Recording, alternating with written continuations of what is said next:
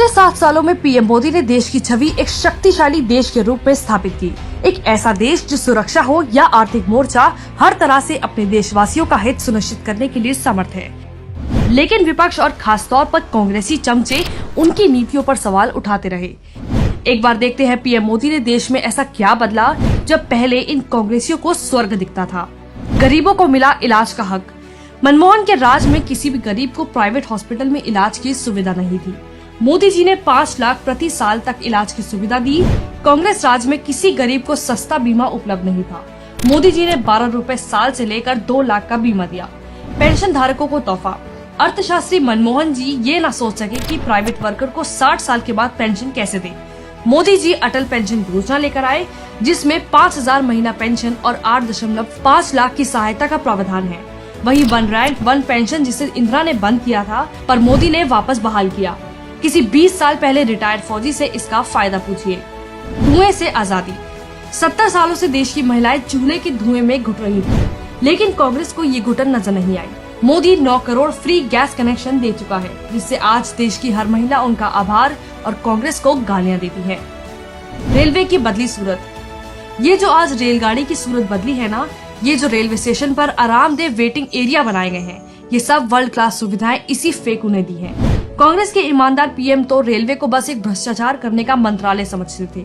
आज देश के हर कोने में रेल को पहुंचाया और विकास की एक नई गाथा लिखी। आतंकियों को डराया। पीएम मोदी के राज में देश में एक भी बम ब्लास्ट या आतंकी हमला नहीं हुआ, वरना कांग्रेस के काले काल का अध्याय तो आपको पता ही होगा। यादें धुंधली हो गई हो तो 26/11 याद कर लीजिए, कांग्रेस की लाचारी समझ आ जाएगी। एम्स का रिकॉर्ड। कोरोना में कहा गया कि देश में हॉस्पिटल व्यवस्था अच्छी नहीं है, जो कि सच भी है, पर सच ये भी है कि मनमोहन जी ने 6 एम्स बनाए, वो भी अटल जी द्वारा सैंक्शन किया प्लान था। 2014 में 7 एम्स थे और आज 14 है, जो कि फेकू मोदी ने ही फेंकते फेंकते बना दिए। शहीदों को सम्मान। राजघाट 44 एकड़, शांतिवन 52 एकड़, विजय घाट 44 एकड़। ये दिल्ली जैसी जगह पर जहाँ रहने को घर की जगह नहीं, वहाँ बनाए गए गांधी परिवार के स्मारक, और इन स्मारकों पर आज भी करोड़ों खर्च होते हैं उसके रखरखाव पर, लेकिन सब चुप है। पर जैसे ही सरदार पटेल की 5 एकड़ की प्रतिमा बनी, कांग्रेस उस पर सवाल उठाने लगी, जिसपे हर साल लाखों लोग टिकट लेकर जाते हैं। 5 करोड़ सालाना औसतन एक समाधि का खर्च है। चलो माना कांग्रेस के लोग महान थे, तो देश में फौजियों के लिए एक भी मेमोरियल क्यों नहीं बना? मनमोहन जी ही बना देते।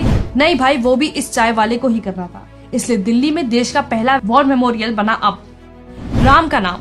बात राम मंदिर की भी कर लें। जब तक मंदिर नहीं बना तो कहते थे ये तो बीजेपी का इलेक्शन का नारा है, और फिर जब इस फेकू ने राम मंदिर का मुद्दा सुलझा दिया तो सबको मिर्ची क्यों लगी?